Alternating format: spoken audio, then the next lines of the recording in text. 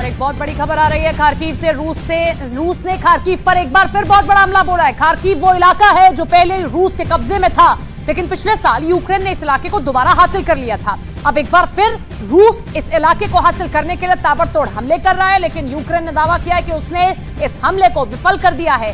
हालांकि रूस के हमले में एक नागरिक की जान जाने की बात को यूक्रेन ने स्वीकार किया है और ड्रोन वॉर का मुकाबला करने के लिए अब ज़ेलेंस्की ने नई रणनीति तैयार की है। ब्रिटेन ने एक ऐसी मिसाइल यूक्रेन को सौंप दी है जो दुनिया के सबसे खतरनाक अत्याधुनिक लड़ाकू विमान F-35 में भी इस्तेमाल होती है।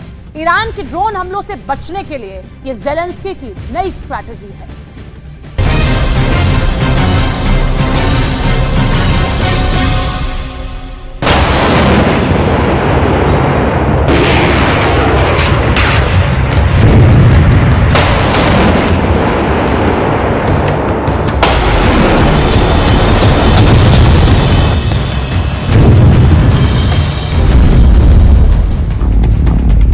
अगर तुम जीना चाहते हो तो भागो,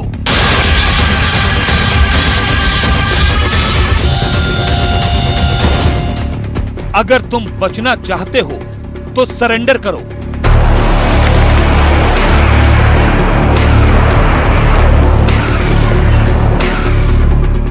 यूक्रेन कभी रूस का नया राज्य नहीं बनेगा। रूस खुद ही बड़ी मुसीबत में फंसेगा।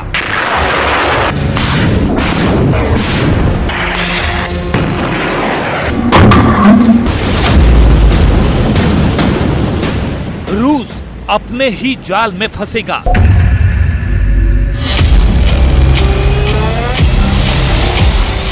ये ज़ेलेंस्की का प्रोपेगेंडा है।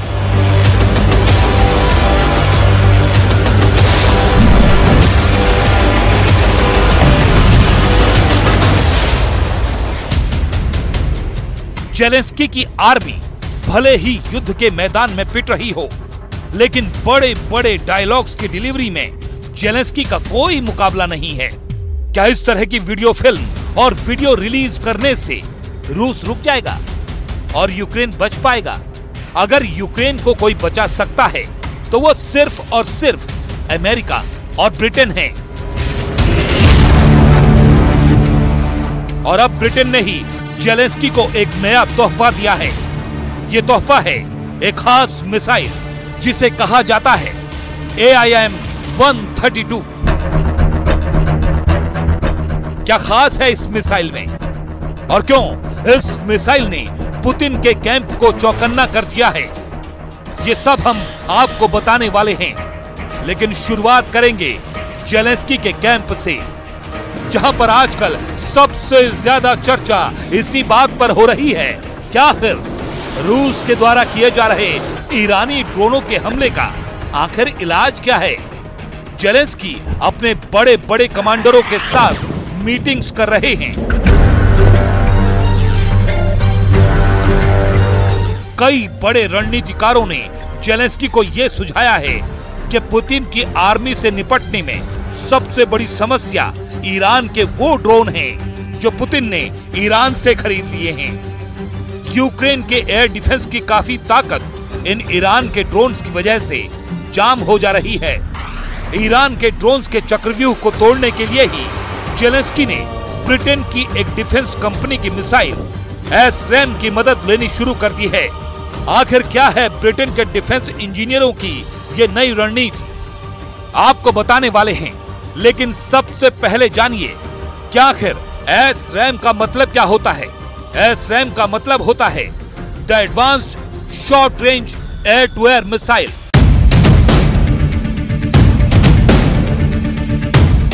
आपको यह जानकर काफी ज्यादा हैरानी होगी कि जब यूक्रेन ने बड़ी संख्या में एयर डिफेंस नेटो देशों से इंपोर्ट किए थे, उस वक्त ज़ेलेंस्की बहुत आत्मविश्वास से भर चुके थे कि अब रूस की मिसाइलें यूक्रेन का कुछ भी नहीं बिगाड़ सकेंगी। इतना ही नहीं, जब ज़ेलेंस्की बाइडेन से मिलने के लिए यूक्रेन के सफर पर गए थे, उस वक्त भी एयर डिफेंस की मांग की गई थी। पैट्रियट एयर डिफेंस की भी मांग ज़ेलेंस्की ने लगातार की थी। अब बाइडेन ने मौके की नजाकत को समझते हुए जेलेंस्की की मांग को पूरा कर दिया और यूक्रेन को पैट्रियट मिसाइल डिफेंस भी दे दिया। लेकिन इसके बाद भी जेलेंस्की की मुसीबत कम नहीं हुई, क्योंकि पुतिन के कमांडर्स भी अपनी रणनीतियां बनाने में काफी माहिर हैं। दरअसल ईरानी ड्रोन्स का उपयोग करके रूस की आर्मी ने जेलेंस्की के एयर डिफेंस को पहले ही जाम कर दिया। रूस ने मिसाइल हमला करने से पहले ड्रोन से अटैक करवाए। इस ड्रोन अटैक की वजह से रूस के एयर डिफेंस सिस्टम यूक्रेन के एयर डिफेंस सिस्टम ड्रोन रोकने में ही लग गए और फिर वो ड्रोन के बाद आने वाली रूस की मिसाइलों को रोक ही नहीं सके।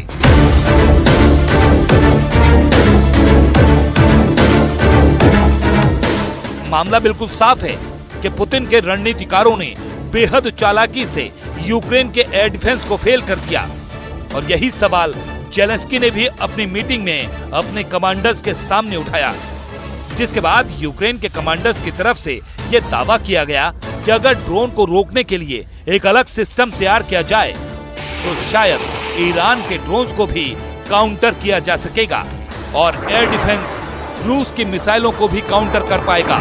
लेकिन इसके लिए संसाधन यूक्रेन के पास नहीं थे, इसीलिए यूक्रेन ने अपने मित्र देश ब्रिटेन से इसके लिए संपर्क किया।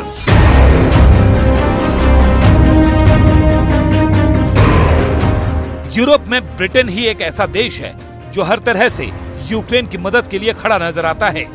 ब्रिटेन के डिफेंस इंजीनियर्स ने ड्रोन एयर डिफेंस तैयार किया।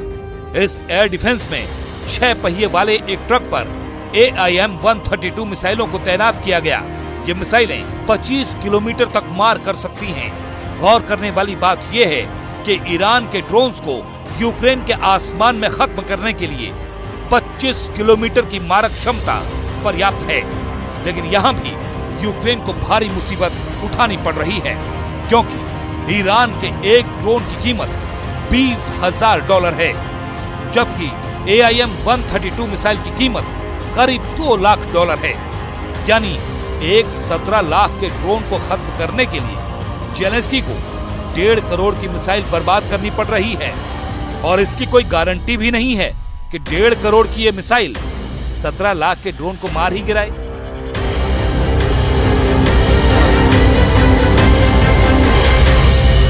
हर हाल में जीत तो ड्रोन की ही है, क्योंकि अगर देखा जाए एक 17 लाख का ड्रोन भी खत्म होते होते कई गुना ज्यादा दाम वाली 1.5 करोड़ की मिसाइल को खत्म तो कर ही देगा। अगर AIM मिसाइल की बात करें तो ये 88 किलोग्राम की मिसाइल है। इसकी लंबाई 2.90 मीटर है। इस मिसाइल का व्यास 6.5 इंच है। इस मिसाइल का विंग स्पैन यानी पंखों का फैलाव 450 मिलीमीटर है। इसमें 10 किलोग्राम का वॉर हेड भी लगाया जा सकता है। इस मिसाइल में डुअल बर्न रॉकेट मोटर लगा हुआ है।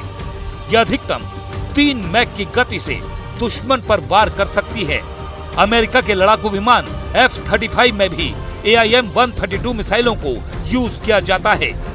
अमेरिका अपने लड़ाकू विमानों में हमेशा अपनी ही मिसाइलों को इंस्टॉल करता है, लेकिन 2017 में इतिहास बना जब पहली बार F-35 के लड़ाकू विमान से AIM-132 मिसाइल को लॉन्च किया गया था। ये 25 किलोमीटर तक इंफ्रारेड रेंज की वजह से अपने टारगेट को मैक 3 की स्पीड से हिट करती है। सबसे बड़ी खूबी यह है कि यह दुश्मन को अपने नजदीक आने से पहले ही उड़ा देती है। दुनिया के कई देश इस मिसाइल का उपयोग कर चुके हैं। ऑस्ट्रेलिया भी इन देशों में शामिल है, लेकिन वर्तमान में इसका उपयोग अमेरिका, यूनाइटेड किंगडम यानी ब्रिटेन और भारत भी कर रहा है। कतर की वायुसेना और ओमान की वायुसेना भी इसे अपने दल में शामिल करने जा रही है।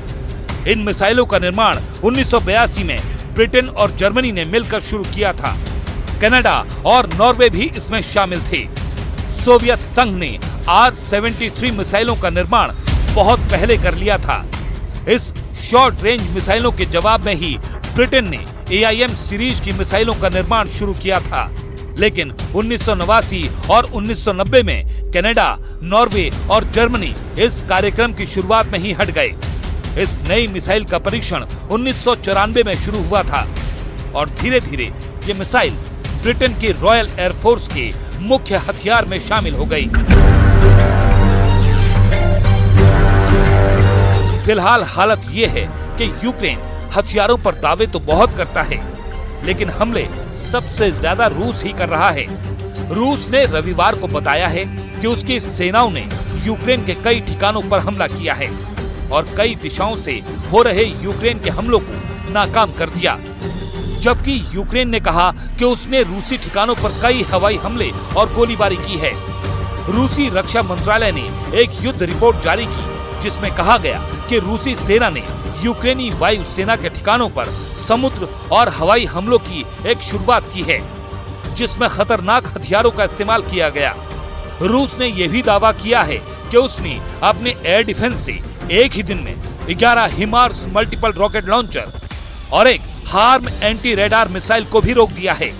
रूस के रक्षा मंत्री ने यूक्रेन के रूसी कब्जे वाले इलाके में एक दौरा भी किया था और इसके साथ ही रूस के उन सैनिकों का काफी सम्मान भी किया जो यूक्रेन के युद्ध में फ्रंट पर लगातार जंग लड़ रहे हैं।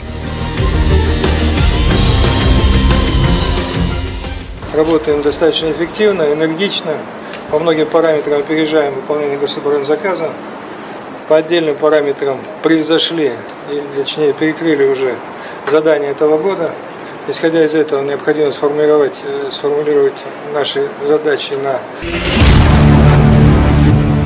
ऐसी कई और तस्वीरें भी आई हैं, जिससे यूक्रेन काफी ज्यादा बेचैन नजर आ रहा है।